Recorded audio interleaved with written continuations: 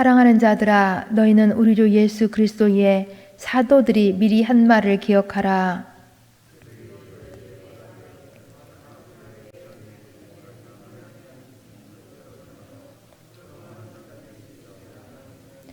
이 사람들은 분열을 일으키는 자며 육에 속한 자며 성령이 없는 자니라.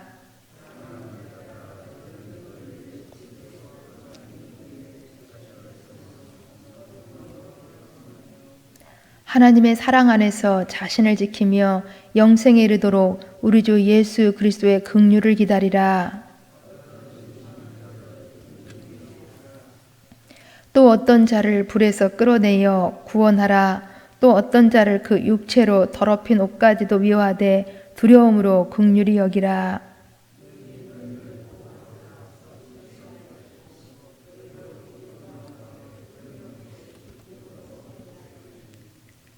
우리 함께 보십니다.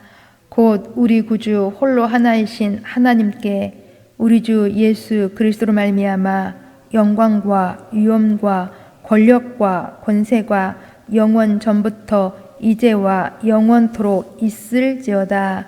아멘. 유다서는 예수님의 남동생인 유다가 기록한 서신입니다. 예수님에게는 4명의 남동생인 야고보, 요셉, 시므온, 유다가 있었습니다. 그런데 사실 이 예수님의 남동생들은 처음에는 예수님을 세상의 구주로 믿지 않았습니다. 왜냐하면 예수님은 자기의 혈육의 형이었기에 이러한 자기 형이 하나님의 아들로 인간의 몸을 입고 세상에 태어났다라는 거 믿을 수 없었던 것입니다. 그러나 우리 예수님께서 십자가에서 죽으시고 3일 만에 부활하신 것을 목격한 후에는 믿을 수밖에 없었습니다. 그래서 이후부터는 신실한 주님의 제자가 된 것입니다. 특히 이렇게 제자가 된 유다는 자신을 예수님의 동생이라고 소개하지 않고 1절에 보시면 예수 그리스도의 종이라고 소개해주고 있습니다. 이처럼 유다는 우리 예수님의 동생이며 우리 예수 그리스도의 종이었기에 예수님에 대해서 우리 예수 그리스도에 대해서 누구보다도 잘 알고 있었습니다. 그런데 당시 이 예수님에 대해서 이단들에 의한 잘못된 가르침이 너무도 많이 있는 것입니다. 그래서 유다는 3절에서 밝히고 있는 것처럼 구원에 관하여 기록하려고 했으나 이단들에 의해서 복음이 우리 주 예수 그리스도의 십자가의 은혜가 변질되는 것을 막기 위해서 성도들이 현혹당하여 교회가 혼돈되는 것을 막기 위해서 이단들을 경계하고 이러한 거짓 교사들을 대적할 것을 권면하기 위하여서 본 서신인 유다서를 기록한 것입니다. 물론 신약 성경들 중에는 많은 서신들이 당시 발생한 이러한 이단들, 거짓 교사들에 대한 문제를 언급하였습니다. 그러나 그 중에서도 이 유다서는 이 거짓 교사들에 대한 가장 준엄한 경고를 하고 있다고 볼 수가 있습니다. 즉 거짓 교사들에 대한 경고를 구약의 하나님께서 내리신 심판 3가지를 예로 들어서 설명하고 있습니다. 첫째 5절 말씀을 보시면 출애굽한 백성들 가운데 하나님을 믿지 않는 자들에게 큰 심판이 있었음을 말씀합니다. 그리고 6절에서는 자기 지위를 지키지 아니하고 자기 처소를 떠난 천사들에게도 큰 심판이 있었음을 말씀합니다. 또한 7절에서 보시면 소돔과 고모라에 대한 심판도 있었음을 말씀합니다. 이처럼 하나님의 뜻을 따르지 않고 거짓된 가르침에 현혹된 자들에게 매우 큰 심판이 있었음을 밝힘으로써 이단들에게 거짓 교사들에게 미혹되지 말아야 할 것을 말씀하고 있는 것입니다. 그리고 이어서 거짓 교사들에 대한 이 죄악은 마치 세 사람, 즉 가인과 발람과 고라의 행위 같아서 이러한 자들의 결말은 죽음과 심판임을 11절에서 밝혀주고 있습니다. 그러면서 오늘 본문 17절에서 이렇게 말씀합니다. 사랑하는 자들아, 너희는 우리 주 예수 그리스도의 사도들이 미리 한 말을 기억하라. 여기 초대교회에 사랑하는 자들이 기억해야 할 것이 있는데 바로 사도들이 미리 한 말을 기억해야 한다는 것입니다. 여기 예수 그리스도의 사도들이 미리 한 말이 무엇입니까? 그것은 바로 사도 베드로, 사도 요한, 사도 바울과 같은 분들이 이미 적그리스도, 즉 이단들의 출현에 대해서 지적한 바가 이미 있었다라는 것입니다. 즉 사도인 베드로가 베드로후서 2장 1절에서 이렇게 미리 말하였습니다. 민간에 또한 거짓 선지자들이 일어났었나니 이와 같이 너희 중에서 거짓 선생들이 있으리라. 저희는 멸망케 할 이단을 가만히 끌어들여 자기들을 핏값으로 사신 주를 부인하고 임박한 멸망을 스스로 취하는 자들이라 라고 미리 지적한 바가 있습니다. 또한 요한 사도도 요한 1서 2장 18절에서 이렇게 말씀해 주고 있습니다. 아이들아, 이것이 마지막 때라. 적그리스도가 이르겠다 함을 너희가 들은 것과 같이 지금도 많은 적그리스도가 일어났으니 이러므로 우리가 마지막 때인 줄 아노라. 그리고 바울 사도도 갈라디아서 1장 7절에서 이렇게 말해주고 있습니다. 다른 복음은 없나니 다만 어떤 사람이 너희를 교란하여 그리스도의 복음을 변하려 함이라.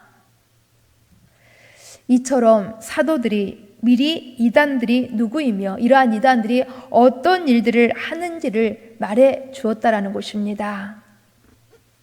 그리고 또 오늘 본문 19절에서도 더 구체적으로 이러한 이단들이 어떤 자들인지를 밝혀주고 있습니다. 이단들은 분열을 일으키며 육에 속한 자며 성령이 없는 자임을 말씀합니다.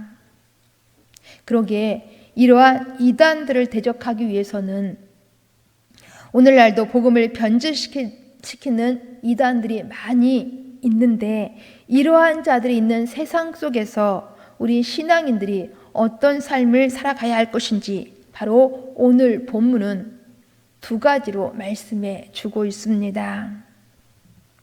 첫째, 우리 신앙인들은 거룩한 믿음 위에 자신을 세우고 성령으로 기도해야 함을 말씀합니다. 우리 함께 본문 20절 말씀 함께 있습니다. 20절, 사랑하는 자들아, 너희는 너희의 지극히 거룩한 믿음 위에 자신을 세우며 성령으로 기도하며. 아멘. 사랑하는 자들아, 너희는 거룩한 믿음 위에 자신을 세우며 라고 말씀합니다. 믿음 위에 자신을 세우라는 것입니다. 성경을 바탕으로 하는 믿음 위에 자신을 세워야 한다라는 것입니다. 왜냐하면 믿음은 거룩한 것으로 세상의 죄와 구별되어서 행위가 아닌 믿음으로 하나님의 구원이 우리 가운데 임했고 믿음으로 하나님의 은혜가 우리 가운데 주어지기 때문입니다. 그러기에 믿음을 따라 예수 그리스도 안에 있는 구원의 은혜와 진리 위에 자신을 세워야 한다는 것입니다. 성경에 보시면 이렇게 믿음 위에 자신을 세운 그러한 많은 인물들이 나오고 있습니다. 아벨을 보시면 아벨은 믿음 위에 자신을 세워서 양의 첫 새끼로 하나님 앞에 거룩한 믿음의 제사를 드렸었습니다. 또한 에녹도 믿음 위에 자신을 세워서 하나님과 동행하는 삶을 살았습니다. 또한 노아도 당대에 많은 사람들이 홍수가 나서 다 멸하기까지 먹고 마시고 시집가고 장가가고 하는 것이 우선이었는데 노아는 하나님의 말씀을 믿고 하나님의 심판을 위하여서 방주를 예비하여 자신과 가족을 구원하였습니다. 이처럼 우리 신앙인들은 하나님의 말씀에 근거한 믿음 위에 자신을 세워 나가야 한다는 것입니다. 그러나 사실 우리가 이렇게 믿음 위에 자신을 세우기가 쉽지가 않습니다. 매우 어렵습니다. 도저히 우리의 힘만으로는 매우 역부족이라는 것입니다. 그렇기 때문에 우리는 성령의 도우심을 의지해야 하는 것입니다. 즉 우리는 항상 믿음을 지켜나가기 위하여서, 믿음을 세워나가기 위하여서 성령님의 도우심을 받아야 한다는 것입니다. 결코 성령님을 떠나서는 우리의 의지대로, 우리의 노력만 가지고는 안 된다는 것입니다. 그러기에 성령님의 도우심을 바라는 끊임없는 기도가 있어야 하는 것입니다. 여기 기도할 때에 성령으로 기도할 것을 말씀합니다. 성령으로 기도한다라는 것은 어떠한 육신의 정욕이나 우리의 지식을 따라 기도한다라는 것이 아니라 성령에 붙잡힌 바 되어서 하나님의 마음을 헤아리고 하나님의 마음이 합한 기도를 해야 한다라는 것입니다. 바로 바울과 실라가 빌립보 감옥에서 이렇게 성령에 붙잡힌 바 되어서 기도하고 찬송할 때에 옥문이 열리고 간수와 그 가족이 구원받는 역사가 일어났었습니다. 이것이 바로 성령으로 하는 그 기도의 결과였던 것입니다. 그러게 우리 성도들은 어떤 환경이 있다 할지라도 믿음에 자신을 세우며 성령으로 기도해야 하는 것입니다. 두 번째, 우리가 이단을 경계하며 세상 속에서 우리 신앙인들이 어떤 삶을 살아야 할 것인지 21절 말씀을 보시면 하나님의 사랑 안에서 자신을 지키며 예수 그리스도의 긍휼을 기다릴 것을 말씀해 주고 있습니다. 우리 함께 21절 말씀 같이 읽습니다. 21절, 하나님의 사랑 안에서 자신을 지키며 영생에 이르도록 우리 주 예수 그리스도의 긍휼을 기다리라. 아멘. 하나님의 사랑 안에서 자신을 지키며 라고 말씀합니다. 우리를 지킬 수 있는 우리의 가장 안전한 곳이 어디라고 보십니까? 바로 하나님 사랑 안입니다. 왜냐하면 하나님의 사랑은 죄인들, 우리들을 살리려 당신의 독생자까지 아끼지 아니한 사랑이기 때문입니다. 하나님의 사랑은 우리를 향하여서 긍휼과 자비와 오래 참으심이 한이 없으신 사랑이기 때문입니다. 또한 하나님의 사랑은 조건을 제시하지 아니하신 무조건적인 사랑이기 때문입니다. 더 나아가서 이러한 하나님의 사랑은 7번이 아니라 70번씩 7번까지라도 용서하시는 사랑이기 때문입니다. 그러니 이 하나님 사랑 안에 사는 것이 가장 안전한 것이라는 것입니다.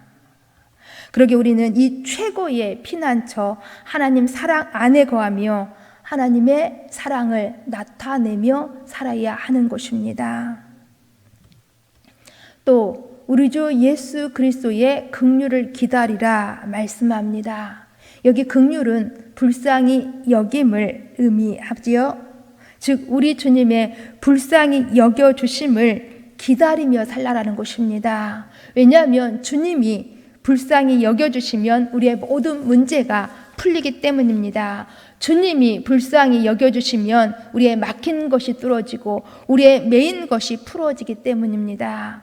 주님이 우리를 불쌍히 여겨주시면 우리의 눈에서 눈물이 씻겨지기 때문입니다. 그러기에 우리는 이 주님의 긍휼을 기다리며 살아야 하는 것입니다. 하나님의 사랑 안에서 자기를 지키며 우리 주 예수 그리스도의 긍휼을 기다리라. 그렇습니다.